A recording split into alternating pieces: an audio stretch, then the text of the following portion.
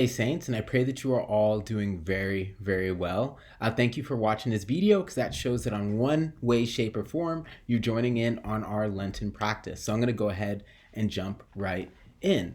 To start off, I'm actually going to be teaching you something that is very important, though outside of our two sort of prayer homework assignments that we'll have each week.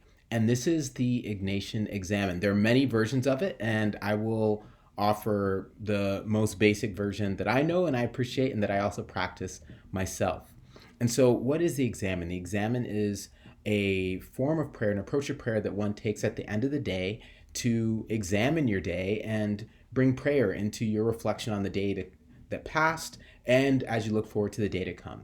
And so, the first thing that you're going to do when you do an examen at the end of the day is you're going to ask for God's help to really sink into prayer. You know, sinking into prayer is hard. And when we do hard things as Christians, as persons of faith, we should ask for God's help. So that's the first thing you do. Pray for the grace to enter deeply into prayer.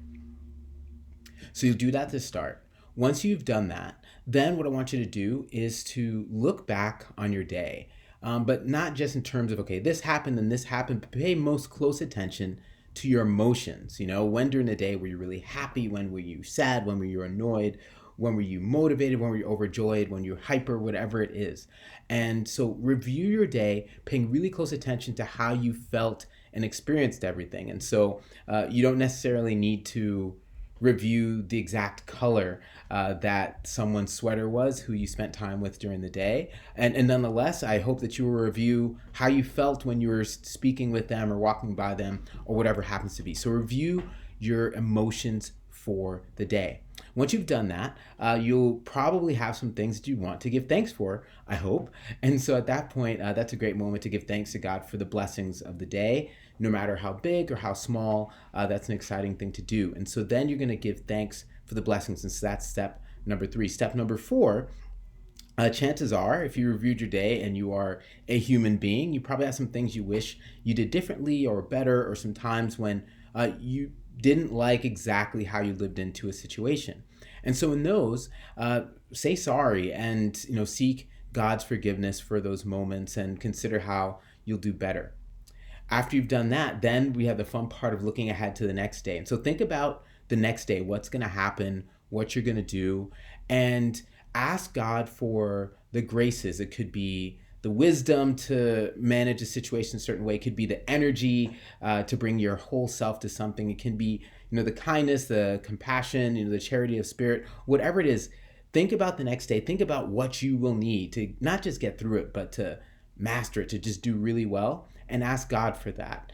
And then be ready, because my experience personally is that whenever I do that, it always works. It always happens in one way or another.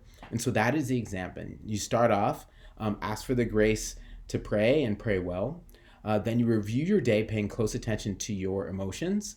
Then you say thanks for all the good stuff, the blessings, the graces. Then you say, I'm sorry, or consider how you could do better in some of the different situations where you could have managed things differently. And then finally, look ahead to the next day. That's number 5.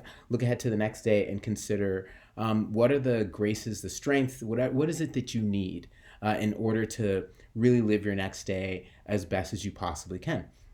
And so that's the Ignatian Examen, and I invite you to take that on and try that on as a practice, hopefully this week, and if not, through the rest of Lent. And I promise you it is life-changing and amazing. All right, so now on to our assignments. Our assignments are in some ways less fun than last week, and nonetheless really important. So the first prayer assignment is meditation on sin.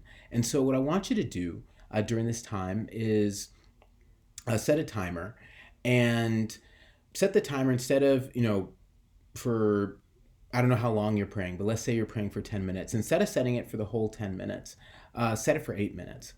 And what I want you to do is to sink into your prayer space and reflect on the sin in your life. Reflect on the things that you wish you'd done differently. Reflect on the times that you missed the mark. Reflect on the times that you either didn't treat yourself or others as beloved children of God. And so I want you to do that and really spend some time doing that. And if you're following along, I invite you to do that right now.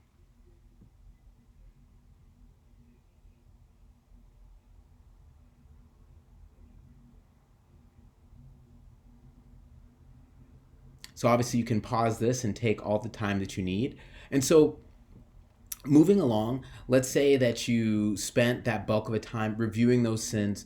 Make sure also this isn't about beating yourself up or remembering every little last thing you did, but considering sort of where and how you've missed the mark, where and how you've sort of not lived into the you that God created you to be.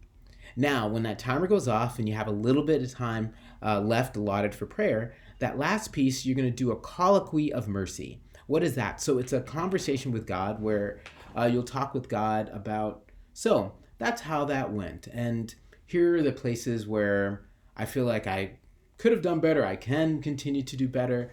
And then thank God. Thank God for forgiving you, because God obviously has already done that. And nonetheless, saying thank you to God for that is a good thing. And so in that colloquy of mercy, the whole point is for you to emerge, having, yes, put that before God, before yourself, been really open and honest about the ways that you need to improve, but then have also said yes and accepted God's forgiveness for that. And so once again, the first prayer assignment A, would be to spend about 80% of the time sort of reflecting on your sin, coming to getting a clearer sense of what that has looked like in your life. And the last piece, in a conversation with God, saying thank you for the mercy and forgiveness that God offers. So that's number one.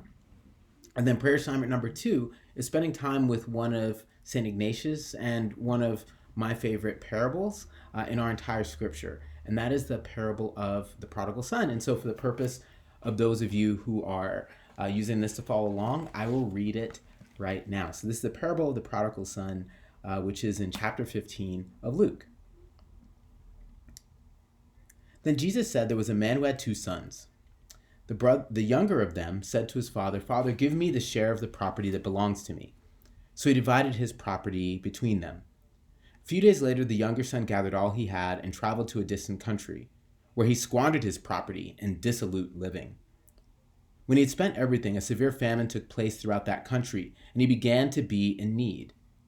So he went and hired himself out to one of the citizens of the country, who sent him to the fields to feed the pigs. He would gladly have filled himself with the pods that the pigs were eating, and no one gave him anything. But when he came to himself, he said, "How many of my father's hired hands have bread enough and to spare? But here I am dying of hunger. I will get up and go to my father, and I will say to him, 'Father, I have sinned against heaven and before you.